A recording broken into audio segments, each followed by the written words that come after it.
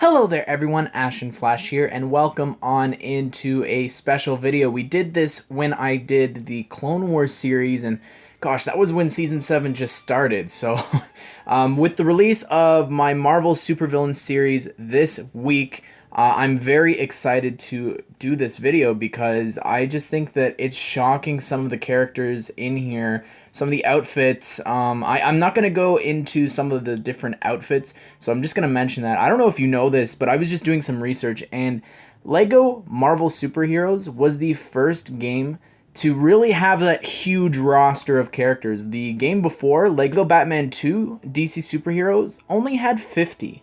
This has 155 in the core game. So it has 3 times as many characters, so I can't go into detail and with like the different outfits that maybe some of the characters come in, as well as just the DS has a bunch of, and the mobile, I guess, because it was on Android and PlayStation, the PSP. But there's so many variants and different things. I will list them, but I can't make individual slides because I have literally been working on this all day long just to get 65 plus characters that we've never gotten before out of the 155, which is pretty good because I was looking and all, like at the original grid, and it's crazy that we've gotten some of the characters I just never thought that we would get, you know.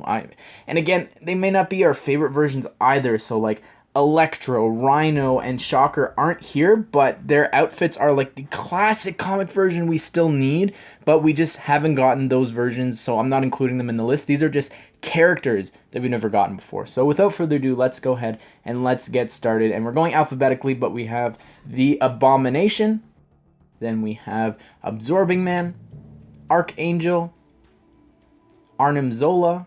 And by the way, just while we're on Arnim Zola, you'll probably notice some of the characters and backgrounds are actually from like Marvel Avengers or Marvel Superheroes 2, but they're the exact same outfits that TT Games has just reused, but the crispness and quality of the actual pictures is just the best that I could find. Beast, Black Bolt, Black Cat, Blade, the Blob, Bullseye, Captain Britain, Colossus, Daredevil, the Destroyer, Dr. Kurt Connors, Dormammu, Elektra, Emma Frost, Galactus, Gambit, General Ross, Havoc, Heimdall, Herbie, Howard the Duck, the Human Torch, Iceman, the Invisible Woman, the Juggernaut, Kingpin, Curse, Laufey, the Leader, the Lizard, Mr. Fantastic, Malekith, Mastermind, Moon Knight, Mystique, Nightmare, Polaris, Professor X, Psylocke, the Punisher, Pyro, Sabretooth, Silver Samurai, the Silver Surfer, Squirrel Girl, Stan Lee, Super Skrull, The Thing, Toad, Union Jack, Viper, Whiplash, and the Wizard. These are all from the core game, and I didn't mention this before, but I did actually skip over like the characters who aren't like actual characters. It's like a goon or like a civilian or something like that. I'm only sticking to actual Marvel characters and not like henchmen and different things that you can play as in the game. So now we're going to move on to the DLC of the game, and then lastly two, I guess, exclusive characters to the portable versions. So first up we have A-Bomb, Beta Ray Bill, Fandral, Hogan, Jane Foster, Lady Sif, Odin, Vostag, and then for the portable we have Demogoblin and Howard Stark. So yeah, it's pretty crazy. It's just with, I don't know, looking at some of these characters like Howard Stark, like it's just so random. Why would they put that in the DS? And what I noticed was with the portable version of the game, they had barely as many characters or unique characters, but they had so many variants of like the existing characters. Like Captain America had like so many outfits, which we're going to talk about here in a second. But I just want to mention, I guess, from this huge list, I just want to go through and talk about some of the ones that I'm just shocked that we've never gotten. The first one is probably Abomination. He played a part in the MCU, and I just think he plays a big part of the games, I would say. I think he's really iconic, that Grand Central Station level, as well as, I didn't realize this until recently, but Abomination is actually in the Square Enix game. So it's weird that we're getting villains like Red Skull or MODOK and Loki and different things like that who, you know, they might appear in the game, and MODOK's kind of implied, but it's weird that we haven't gotten like Taskmaster or Abomination in sets, even though they're confirmed and we know what they look like. So it's just kind of strange. As a whole, I would say just some of the, I guess, just looking at this, I would start talking about the X-Men characters. There was this huge debacle between, like, Fox and Disney, and I think it's Disney, they actually are the ones giving out they get all the toy earnings and different things like that, so they're the ones who greenlight products for, like, all the X-Men movies and different things, so they just got into this huge fight a few years back, and they wound up pulling the Fantastic Four and X-Men out of like their comic line. There were no merchandise at all for anyone, I think, besides maybe like Funko Pops, but that's really it. So that's why I think that we haven't gotten any sets for them. And I know that the X-Men sets didn't sell well, at least the Blackbird didn't, but I think the helicopter was really, maybe only after Deadpool came out was it really sought after, but I really would love for them to go back to that. But I think our best bet is when they introduce the X-Men into the MCU. That's when we're going to see them. And with the Fantastic Four, I love the original two movies so much. They always have a special place in my heart. And I love Mr. Fantastic specifically, and I just really want a Baxter Building set. I've said this before on live streams, but I would give up a whole year of both DC and Marvel superheroes just so that we can get at least a singular Fantastic Four or X-Men set. Genuinely, I really, like, I'm that passionate about it. I think that it's such a missed opportunity for, like, a giant X-Mansion. Man, I think that would just be so incredible. And just want to talk about some other just standouts here that I cannot believe that we've never gotten.